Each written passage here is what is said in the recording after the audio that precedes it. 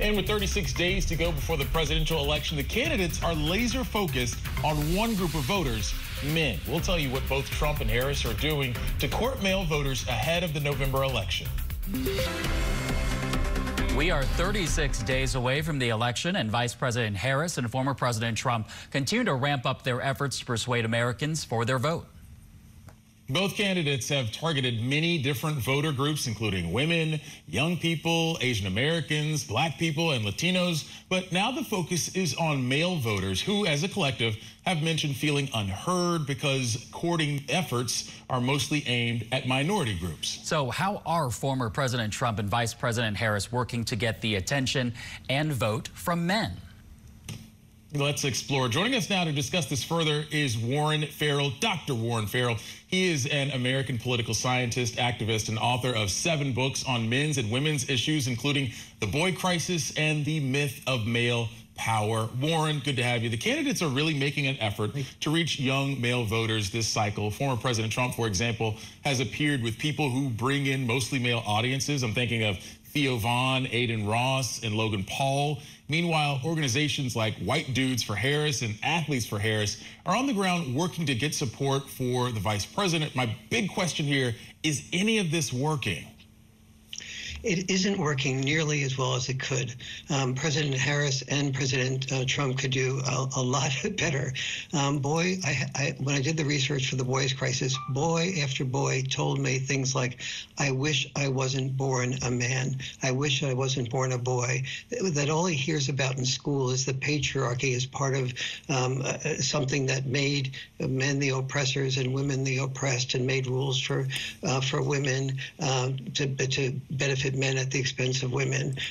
He's told that he's emotionally repressed, but also if he speaks up, he's told he's mansplaining.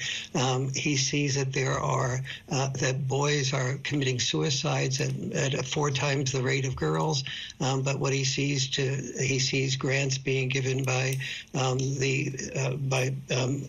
Clintons and by Jill Biden for women's health rather than men's health. And so there's so many things that there's a great deal of anger inside of men, and we hear that men are angry, but we don't realize that anger is vulnerability's mask. And so we respond to the anger with anger or dismissiveness, as opposed to seeing the vulnerability and hearing that there's something happening with boys, and it's mostly the left that are leaving boys out, and they hear the anger of Trump, and they move toward Trump because he feels that many boys feel that they feel more support by him, and they feel more resonance with the anger that he expresses. Warren, quite often we hear the word leadership when male voters express what they want in a political candidate. So what have you heard in terms of how male voters feel about Harris and Trump when it comes to being strong leaders? I think Harris did a lot of good service to herself in the strength of her debate, and that gave many people a feeling of accomplishment. But I disagree that leadership is so much of an issue.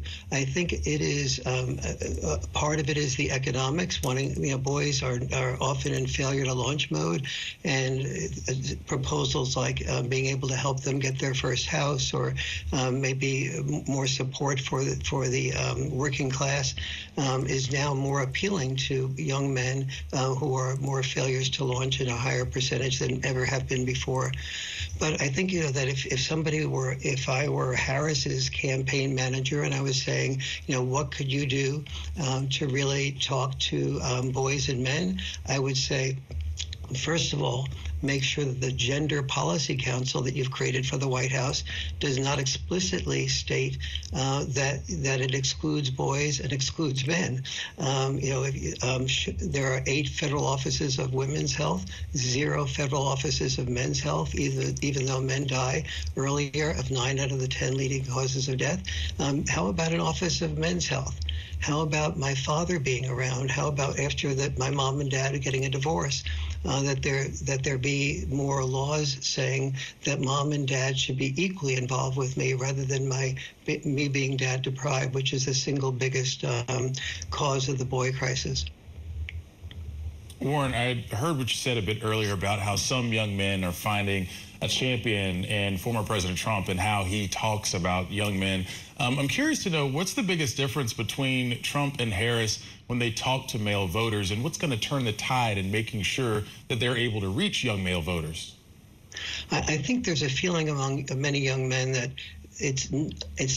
there's oftentimes a caution about, on the one hand, they're angry to a larger degree, and Trump is angry, and that common emotion resonates.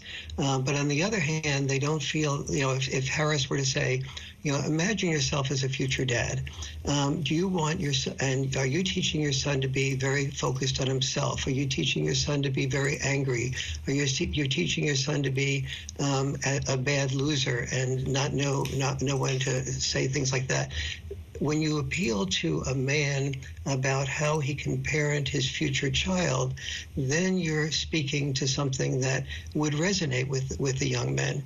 But just saying coach and football and keep your gun, these are not things that affect men's lives, the average man's life, especially the young man who is having trouble in life by finding that his old senses of purpose, which were to be willing to die in war and take the important and hazardous jobs, he's feeling very much like he's not being heard and being given alternatives that work for him. He doesn't see in school an emphasis on vocational education. He learns a great deal by doing things like physically acting out and recess being cut back. And so these are the things that are making boys feel very alone, that we really need to address, that either side that addresses that will be focused on issues that boys and young men will resonate with. An insightful conversation. Dr. Warren Farrell, a political scientist, activist, and author. Warren, thank you so much for coming on today. We appreciate it. It's been a pleasure to be with you.